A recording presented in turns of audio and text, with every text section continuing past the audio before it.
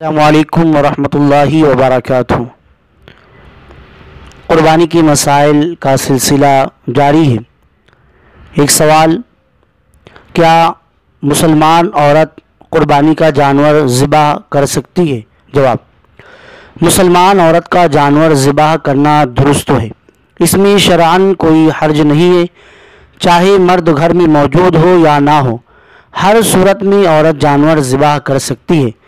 باقی ہمارے معاشرے میں اسلام سے دوری کی وجہ سے غلط قسم کی رسومات رواج پا گئی ہیں جن کا اسلام سے کوئی تعلق نہیں ہے، اور نہ ہی اس چیز کی ضرورت ہے کہ بچہ چھری پر ہاتھ رکھے۔ اسلام کی تعلیمات میں ایسا کچھ بھی نہیں۔ عورت مرد کی طرح جب چاہے جانور ذبح کر سکتی ہے، چاہے مرد موجود ہو یا نہ ہو۔ شرعی طور پر عورت کے جانور ذبح کرنے میں کوئی حرج نہیں ہے، بلکہ اس پر ائمہ کرام نے دلائل بھی بہت قوی دیے ہیں، لہذا عورتیں بھی جانوروں کو ذبح کر سکتی ہیں۔